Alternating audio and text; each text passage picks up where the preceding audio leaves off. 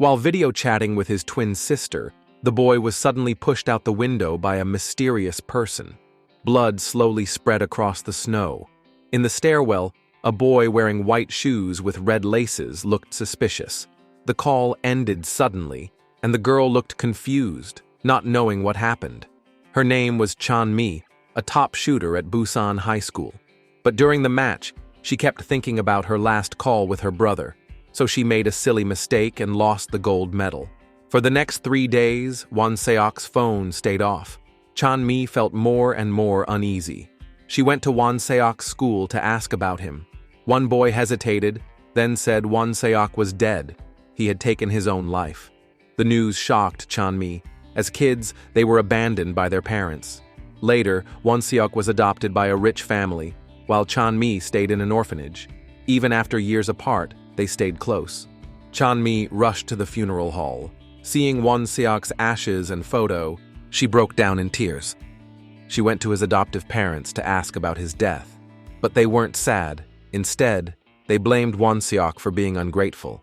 They said suicide was an unforgivable sin, and they couldn't pray to the saints out of embarrassment. Chan-mi asked them for Won Seok's phone. The adoptive mother said she was being unreasonable because even the police could not find it. Chan-mi went to the police station and met the case manager. She begged Detective Jin to reopen the case. She believed Won Seok would never commit suicide. They were on a video call that day. During the call, someone walked up to Won Seok, and then the terrible incident happened. The strange part was that Won Seok's phone also went missing. This meant the killer probably took his phone. Even though Chan-mi's points made sense, there was no sign of murder, so the police closed the case as suicide. Chan-mi felt hopeless. Her last hope was gone. After thinking it over, she decided to transfer to Won Seok's school to find the truth herself. Chan-mi just arrived in Seoul and bought a used scooter, but the two men selling it were thieves, not the real owners. As Chan-mi was about to leave, a boy stopped her. He was Soo Haeon, the real owner of the scooter. Soo Haeon had just seen his stolen scooter on a resale site, so he rushed to the meeting spot. But Chan-mi didn't want to give it back because she paid a lot for it. While Soo Haeon handled the mess, she quietly ran away. Later, Chan-mi went to a dorm. Since she was underage, she had to beg the manager to let her stay. Meanwhile, 2 thieves found Chan-mi's motorcycle. They had put a tracker on it so they could steal it again and sell it for more. Just then, Soo Haeon showed up and beat them up. During the fight, he got hit on the head and felt dizzy. The thieves used the chance to run away. Nearby, a truck was coming, and the driver wasn't watching the road. At the crucial moment, Chan-mi ran forward and saved Soo Haeon. Chan-mi analyzed that she bought the scooter with her own money, and Soo Haeon got to keep his life, so she thought they just called it even. The next day, Chan-mi nervously went to her new school. She almost bumped into Soo Haeon at a corner, but she fell into a pile of trash and got all dirty. Soo Haeon felt bad and gave her his uniform. By chance, they were at the same school. As soon as Chan-mi entered the school, 2 girls noticed her. Seeing Chan-mi in Soo Haeon's uniform, they assumed Chan-mi and Soo Haeon were close, so they immediately told Ji-hyun the gossip. Ji-hyun was jealous because she had secretly liked Soo Haeon for a long time. Chan-mi first went to report to the school shooting team. The coach asked the captain to help Chan-mi adjust. Then the homeroom teacher took her to her new class. Coincidentally, she was in the same class as Soo Haeon and Ji-hyun. Right after introducing Chan-mi, the teacher scolded Soo Haeon for not wearing his uniform. Seeing this, Chan-mi quickly took his school uniform out of her backpack. The classmates teased them, sensing something between them. Only Ji-hyun looked upset. Chan-mi soon found out Won Seok had a girlfriend named A-jung. She got A-jung's phone number from the captain. But just as she called, Soo Haeon's phone rang. Chan-mi wondered why Soo Haeon had A-jung's phone, so she followed him to the hospital. She overheard the doctor and learned Soo Haeon had a brain tumor. Not long ago, Soo Haeon fainted on the street because of a headache. Tests showed something was wrong with his brain. Since Soo Haeon's only family was in a nursing home, so the doctor told him about his condition directly. The tumor was in a dangerous spot, so surgery was too risky. That meant he didn't have much time left. Soo Haeon couldn't handle the news and didn't come to school for days. After class, Chanmi went alone to the lab where her brother's accident happened. She remembered that Won-seok seemed to have seen someone during the video call that day. She turned around, and Soo-haeon suddenly appeared, scaring her. He quickly said sorry and explained he just came to look around. That day, while feeding stray cats, Soo-haeon heard a loud noise. He ran over and saw Won-seok lying in the flower bed. Then, Soo-haeon asked why Chanmi was there. Chanmi didn't tell him that Won-seok was her twin brother, because she wanted to quietly investigate Won-seok's death. At lunch, the sound of a tray dropping caught everyone's attention. Seon-ha saw the boy in front of her and trembled. The captain said the boy's name was Sa-jung-gyeong, a real jerk. Last semester, he did something bad to Seon-ha, but there was not enough proof, so the police dropped the case and he returned to school. Meanwhile, So-yeon stared at Sa-jung-gyeong, her eyes full of rage. That night, Soo-haeon met So-yeon and A-jung at the bowling alley. They went to the rooftop and Soo-haeon gave A-jung her phone back. It turns out that A-jung had become an idle trainee. To avoid her manager, she asked Soo-haeon to keep her phone. She opened it and saw many texts from Chanmi, all asking about Won-seok. Soo-haeon remembered seeing Chanmi in the lab a few days ago. He realized Chanmi actually knew Won-seok. Meanwhile, Chanmi was teaching Jae-boom how to shoot. Jae-boom came from a rich family. A year ago, he lost all his memory in a car accident. Doctors told him to return to his old school and use shooting practice to help recover. Just as Chanmi reached the dorm, Soo-haeon startled her again. He apologized and then asked how she knew Won-seok. She lied and said they met at a shooting club. Suddenly, Soo-haeon's head started hurting again. The pain lasted into the next day. In class, the headache made him throw up, so he ran to the restroom. Chanmi was worried and followed him. Soo-haeon was okay, but they saw blood coming from a stall. They opened the door together and saw Seon-ha passed out. Soon, Seon-ha was taken away in an ambulance. Sa-jung-gyeong panicked, but then told himself to stay calm. The police then questioned the two witnesses. By chance, both were linked to Won-seok's case. Chanmi asked Detective Jin not to reveal that she was Won-seok's twin sister. Detective Jin warned her not to get too obsessed, or it could ruin her future. But Chanmi said she had to find the truth herself. After school, Chanmi got a message from A-jung asking to meet. But the one who came was So-yeon, not A-jung. She was annoyed that Chanmi kept bothering A-jung, and told her to ask Im So-mi about Won-seok. When they met, Im So-mi said she felt happy when she heard about Won-seok's death. 2 years ago, she once lied about being pregnant to blackmail Won-seok's friend. Won-seok found out and humiliated her, so she had to transfer schools. She said many others at school also hated Won-seok because he was a trash. He often threatened people by leveraging their secrets against them. Chanmi broke down. She couldn't believe her kind brother was that kind of person. Meanwhile, So-yeon visited Seon-ha in the hospital. Seeing Seon-ha's dad so heartbroken reminded her of her past. She was also a victim of school bullying. Soo-haeon saw what the bullies did. Out of justice, he beat them up badly, and So-yeon got the apology she deserved. That day, she finally felt alive again. So now she wanted to help Seon-ha even more. One day, So-yeon found out Soo-haeon needed money to pay his mom's hospital bills. So she asked him to help her to kick Sa-jung-gyeong out of school. That way, they could avenge Seon-ha and earn some money. But Soo-haeon said no without thinking. However, his mother's condition suddenly worsened. The money stress nearly crushed him. After calming down, Soo-haeon geared up and went to the student council room. Sa-jung-gyeong was there, printing Seon-ha's private photos to threaten her into leaving school. Suddenly, someone knocked on the door. As soon as Sa-jung-gyeong opened it, Soo-haeon attacked him. He tied him to a chair and told him to quit school tomorrow.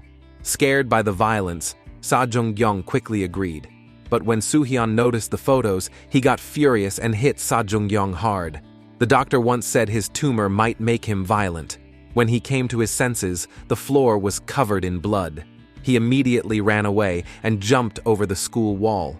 Just then, Chanmi rode by on her scooter. She noticed some blood on Soo-haeon's shoes, but didn't ask any questions. The sudden meeting made Soo-haeon nervous. He could only let out his emotions through boxing. The next day, Chan-mi visited her late brother. She didn't understand why he lived that kind of life and wasn't sure if she should keep investigating. By chance, Soo-haeon was also there to pay respects to his dead brother. After they ran into each other, Chan-mi confessed that she and Won Seok were twins. She asked Soo-haeon to keep it a secret. Soo-haeon nodded, then explained how his brother died. His brother was also bullied at school. He could not bear the humiliation and chose to end his life. After this honest talk, they grew closer. At the same time, Sa Jung-gyung came to the school with parents and dropped out.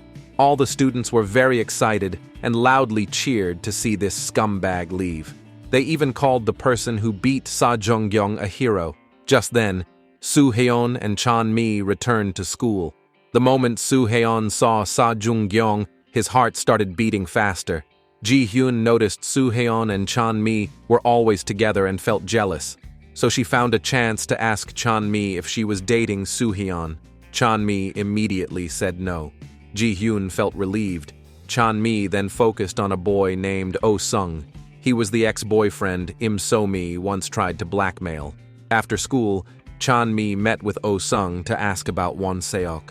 But Oh-sung didn't say much. He only said Won Seok was a good person who helped him. Chan-mi felt confused. She could not tell if her brother was good or bad. Then she saw Oh-sung's phone left on the table. She quickly got on her scooter and followed Oh-sung to his house. Chan-mi rang the doorbell, but Ji-hyun answered. She looked annoyed, took the phone, and left. It turned out Ji-hyun and Oh-sung were step-siblings, but they didn't get along well.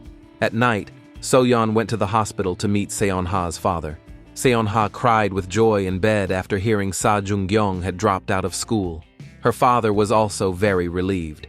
He gave So-yeon some money as promised. So-yeon then gave that money to Soo-haeon. The next day, Chan-mi arrived at the parking lot and saw Oh-sung already waiting there. He asked her not to tell anyone about his relationship with Ji-hyun. Chan-mi agreed without hesitation.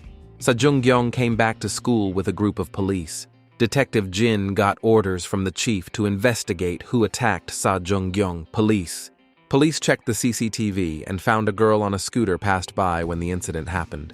Detective Jin believed the girl stopped because she saw someone she knew.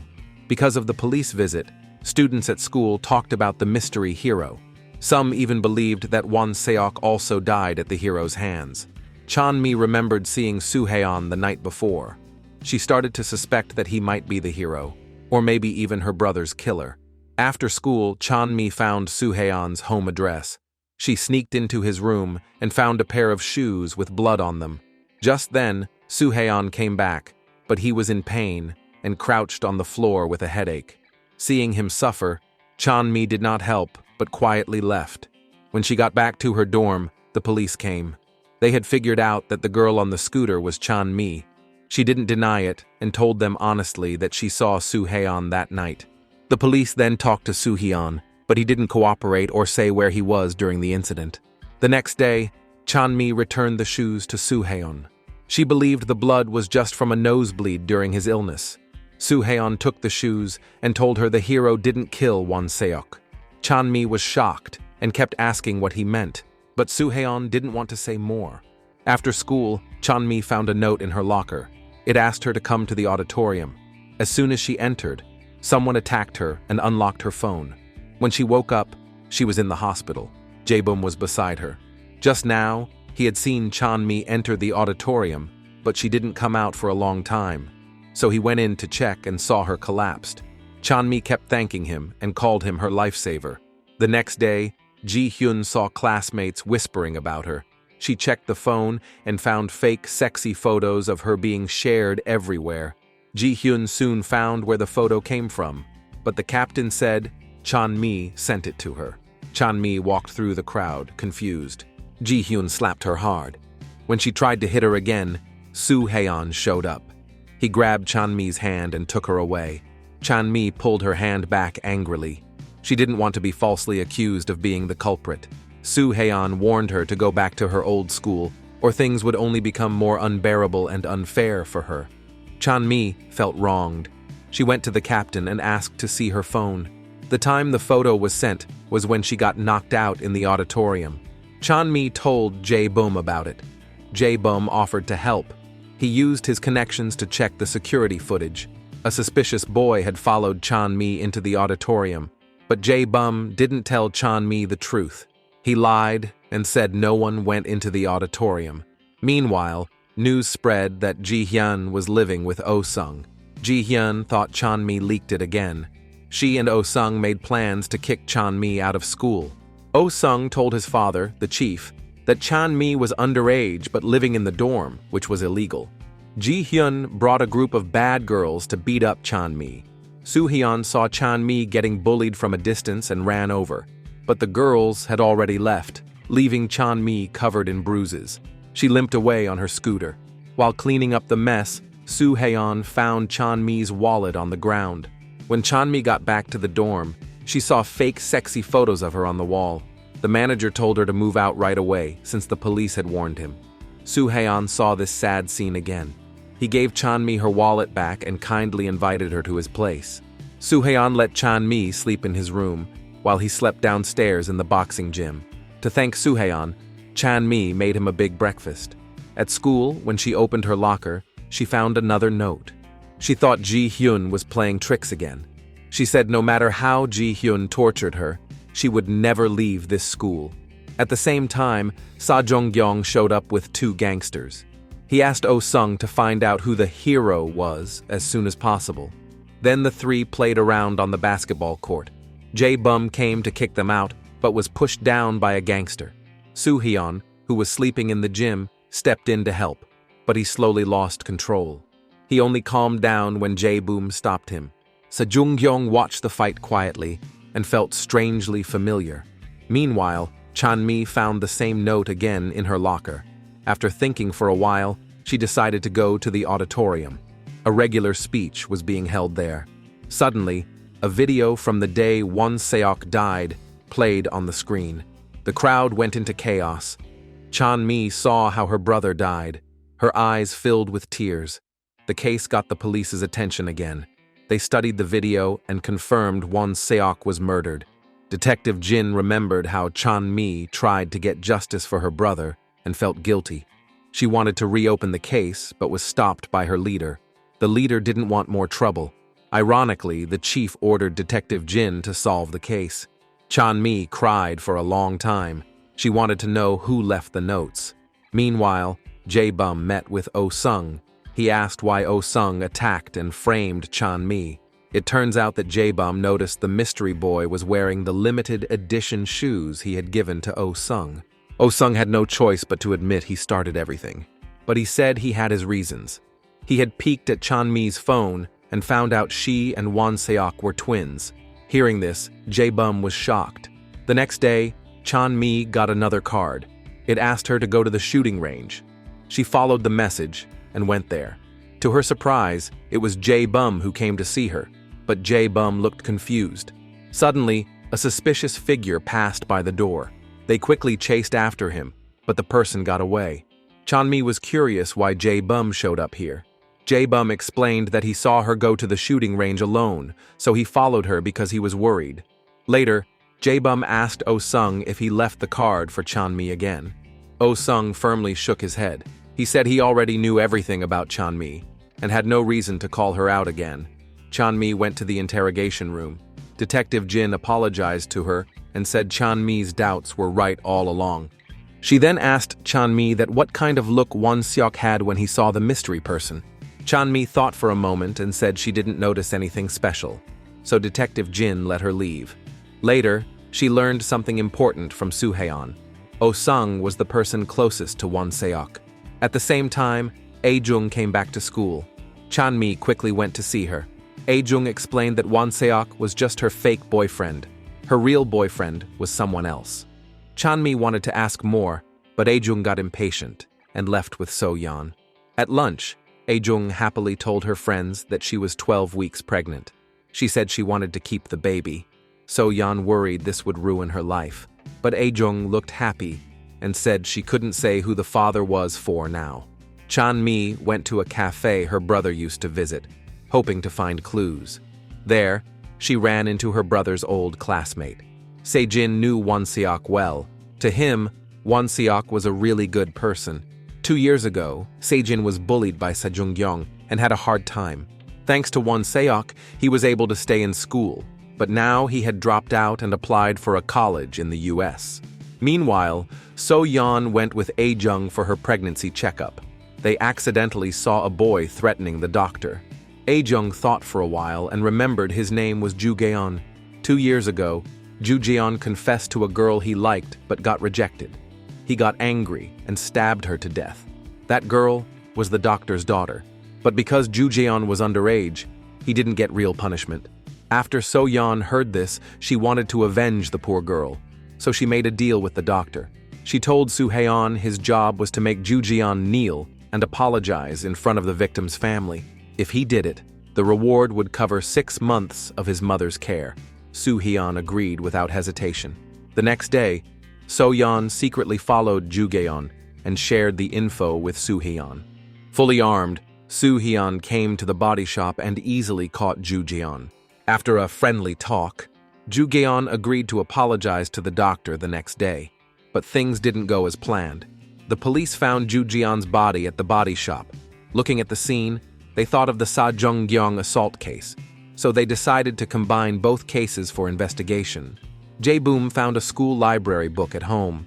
Inside was a photo of him and Won-seok.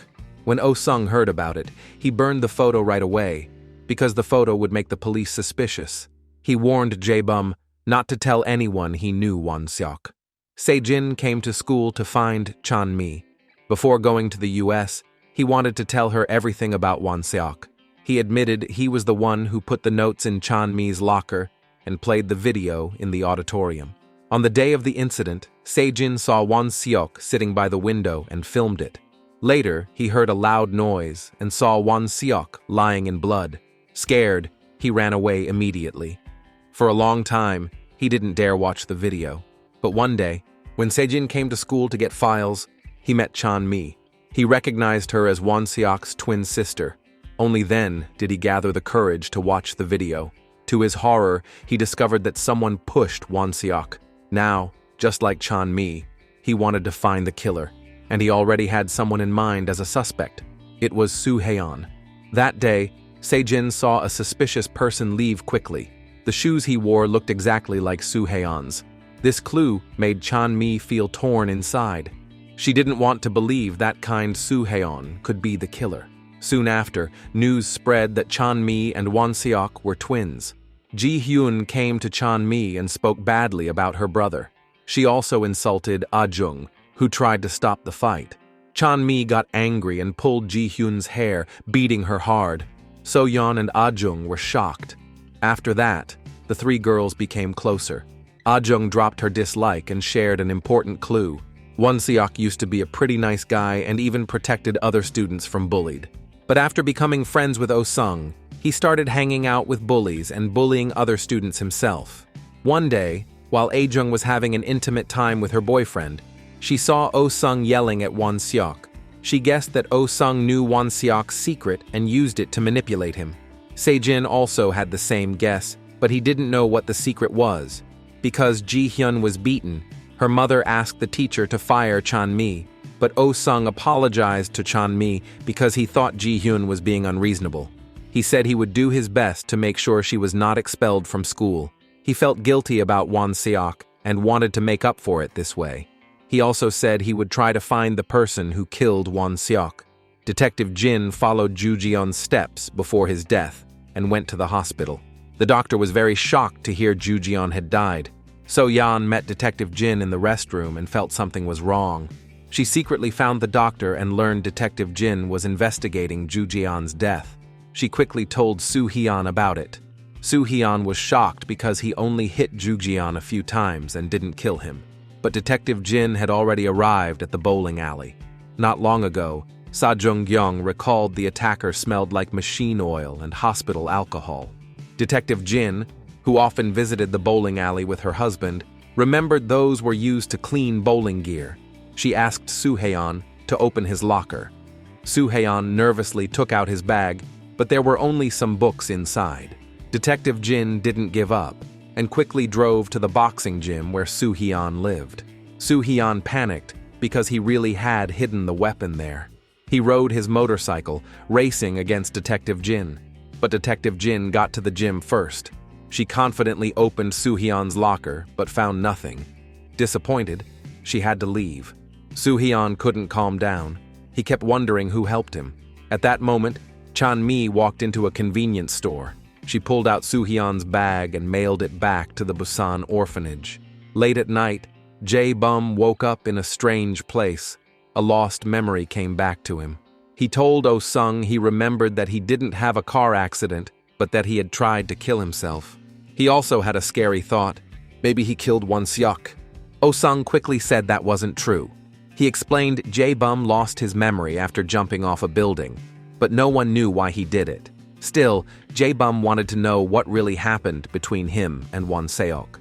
After thinking about it, Oh-sung gave him an envelope. Inside were many photos of Jae-bum and Won-seok. They looked very close.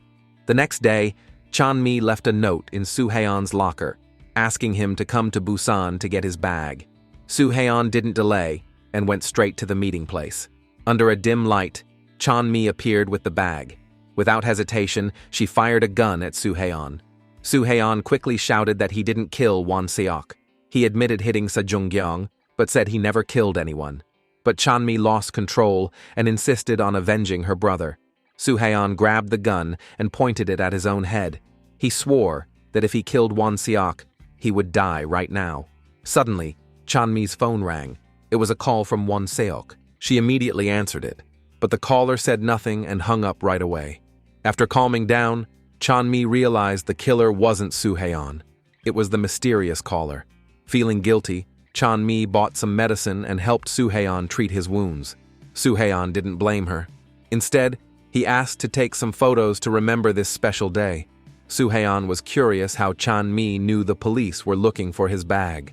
Chan-mi explained that Oh-sung had told her. Oh-sung had purposely revealed that the police were about to catch the suspect. They checked the CCTV footage and found the suspect wearing a bag. Chan-mi remembered that on the night Ju Jae-on was killed, Soo-hyun said he went for a run but wore an odd bag. So she took the bag before the police arrived. She knew that if Soo-hyun was arrested, she could not kill him herself to avenge her brother. Since the last train was gone, they spent the night in the laundromat. Chan-mi played the call recording. The caller stayed silent, but a strange ringtone played. The next morning, when Chan-mi woke up, Soo-hyun was already gone. He left a note asking her to pretend he never came to Busan. When Chan-mi got back to school, she saw Soo-hyun didn't come to class. Jae-bum also didn't show up. He sat on the rooftop and thought about the recent events. Then he went to the boxing gym and found Chan-mi living with Soo-hyun. Jae-bum sent a message to Chan-mi asking to meet and sent her away. Then he sneaked into the room and found a photo of the two inside a book. Oh-sung was asked by the teacher to find Jae-bum, but he was not home. He used the location Jae-bum's mother gave him and went to the boxing gym, where he met Ji-hyun. She was also sent by the teacher to find Soo-hyun. At first, Ji-hyun was happy, but when she saw Chan-mi living there, she got very angry. Before leaving, she decided to teach Chan-mi a lesson. The next day, on her way to school, Chan-mi suddenly found her brakes weren't working. To avoid hitting anyone, she drove straight into a pile of trash and got badly hurt. After checking, the mechanic told her someone had cut the brake line on purpose. Chan-mi also found Soo-hyun's house was destroyed and messy. After cleaning, she noticed the photo of her and Soo-hyun was missing. Then someone knocked on the door. She thought it was the glass repairman, but it was Soo-hyun. A few days ago, Soo-hyun fainted right after getting off the train. He had to stay in the hospital to recover. Seeing Chan-mi hurt, he took her to karaoke to relax. To her surprise, it was actually a birthday party planned by her friends. At that moment, Oh-sung appeared. He came to persuade Jae-bum to go home at the request of Jae-bum's mother. Just as he entered the room, his phone rang. Soo-hyun got alert right away, because the ringtone was the same as the one in Chan-mi's recording. Chan-mi was furious when she heard this. She wanted to kill Oh-sung. Soo-Haeon calmed her down, promising that the culprit would be punished. After returning home, they began planning. Soo-Hyun thought it was reckless to conclude Oh-sung was the killer based only on the ringtone. He decided to find a way to get Oh-sung's phone. If the time Chan-mi received the mysterious call matched the call history on Oh-sung's phone, it would prove Oh-sung was the murderer. Later, Soo-Hyun asked Chan-mi what she wanted for her birthday gift. Chan-mi thought for a moment and chose his shoelace. Soo-Hyun felt mixed emotions because the shoelace belonged to his mom. But he still fulfilled Chan-mi's wish. Chan-mi was very happy and immediately tied the shoelace to her own shoe. At school, Soo-Hyun shared the plan with So-yeon and A-jung. So-yeon made Oh-sung angry on purpose, and A-jung used the chance to steal his phone and gave it to Soo-Hyun. But Soo-Hyun found out Oh-sung had changed to a new phone. There was no way to check the old call record. Soon, Oh-sung found his phone in the restroom. He hid in a corner and saw the thief. It was Soo-Hyun.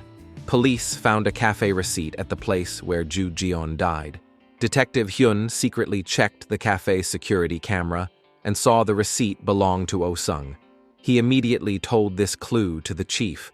The chief asked Hyun to keep it secret and quietly investigate his son's involvement.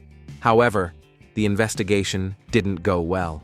Detective Hyun discovered that Oh-sung purposely left his phone at the cafe to create an alibi. The chief panicked and decided to get the truth of his son after work. He asked Detective Hyun again to keep it secret, but Detective Jin accidentally found out about this clue. She accused her partner of only caring about pleasing the chief and said he didn't deserve to be a police officer. To find out Oh-sung's secret, Chan-mi and Soo-Haeon took action again. Chan-mi asked Jae-bum to invite Oh-sung out. Soo-Haeon purposely got close to Ji-hyun, suggesting studying at her home. To buy more time, Soo-Haeon said he wanted to have some ramen before studying. While Ji-hyun happily prepared ramen in the kitchen, Soo-Haeon secretly entered Oh-sung's room. He searched everywhere and found a locked cabinet, but after opening it, he only found a group photo of 4 people. Meanwhile, Oh-sung noticed Ji-hyun's online post about Soo-Hyun. Realizing he'd been tricked, Oh-sung rushed home and beat Soo-Hyun. Detective Jin suddenly arrived and arrested Oh-sung as a suspect. Right after Soo-Hyun returned home, he got a call from the hospital. His mother's condition was critical. The doctor warned Soo-Haeon that if he didn't pay soon, treatment would stop. Just then, Seon-ha's father visited So-yeon. He said that Sa Jung-gyeong had started bothering his daughter again. He wanted the hero to help once more, making Sa Jung-gyeong disappear from Seon-ha's life. To pay for his mother's hospital bills, Soo-Haeon accepted the task without hesitation. During questioning, Oh-sung refused to cooperate. Since there was no solid proof, he was released. Right after leaving the station, Oh-sung found Sa Jung-gyeong and deliberately told him Soo-Haeon was the one who attacked him. The next day, Soo-Haeon gave Chan-mi the photos he stole. There were 4 people, Won-seok, Jae-bum, Oh-sung, and Se-jin. They seemed very close. At the same time, Oh-sung discovered his photos were stolen. Just as he planned how to torture Soo-Hyun, his father called him to the study. The chief asked Oh-sung why he got into a fight yesterday.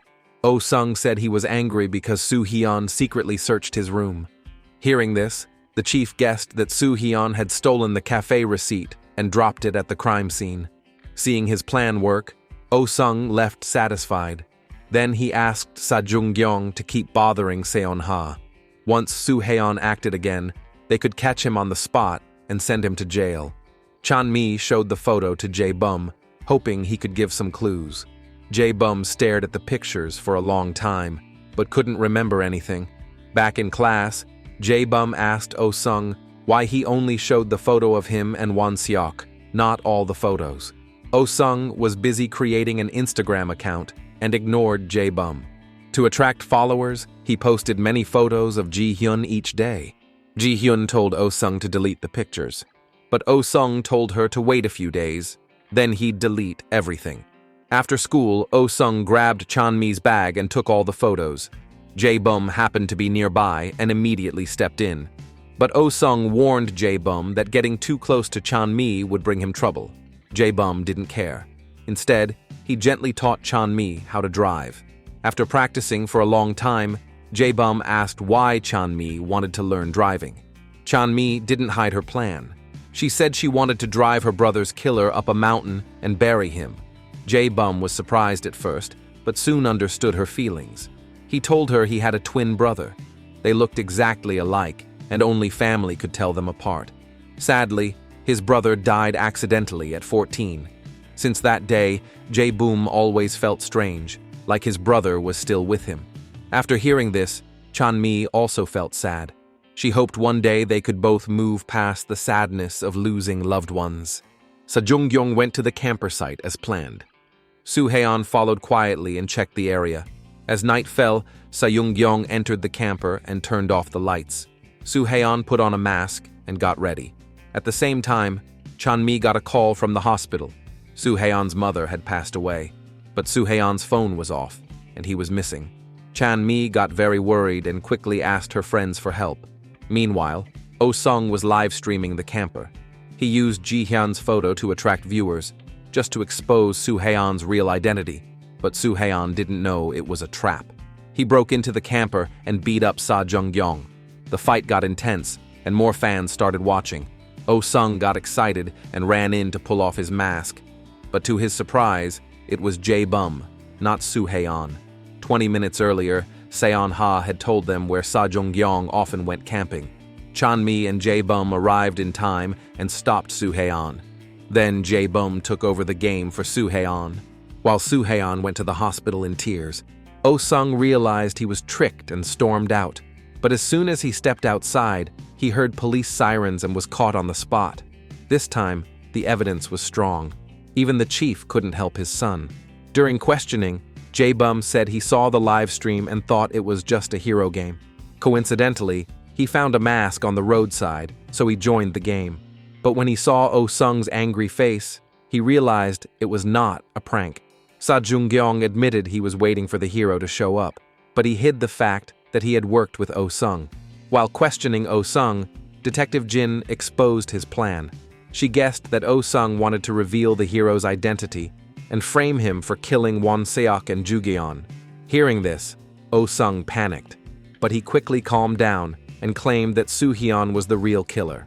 With help from his friends, Soo-hyun held a funeral for his mom. Chan-mi stayed with Soo-hyun every day and tried to cheer him up. During a meal, Chan-mi suddenly remembered a date photo her brother once sent. She had a bold guess. Maybe Won-seok was dating one of these boys. So she went to Jae-bum for help again. Jae-bum asked Oh-sung to meet him at the auditorium.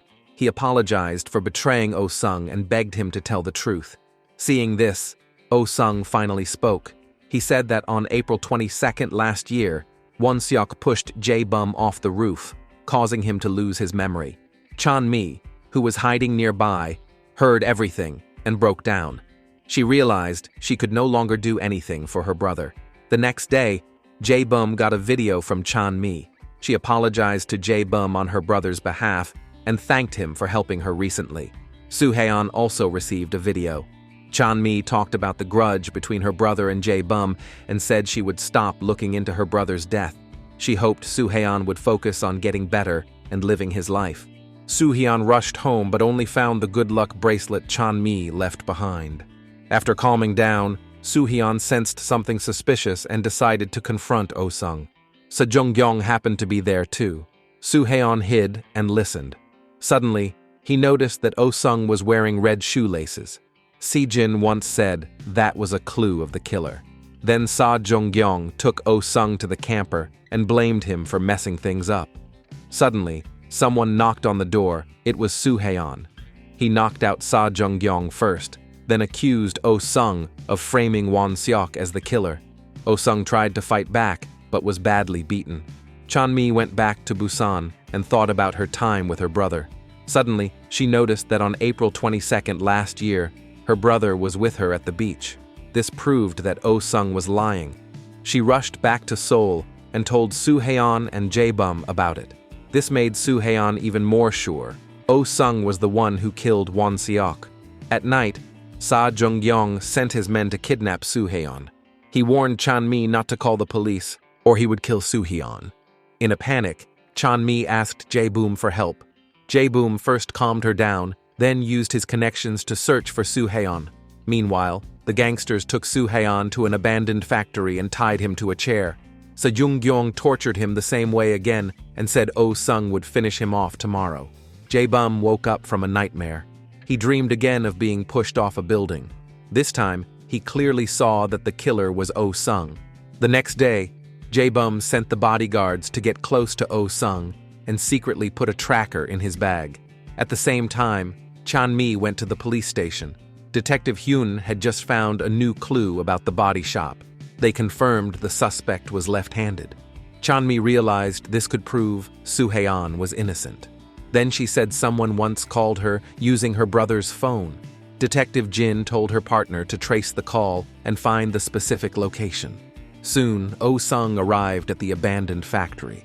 Just as he was about to hurt Soo-haeon, the bodyguards rushed in. Jae-bum came not long after. He angrily asked Oh-sung why he lied to him, but Oh-sung called him crazy. Later, while signing the bodyguard contract, Jae-bum wrote Jae-jun's name with his left hand.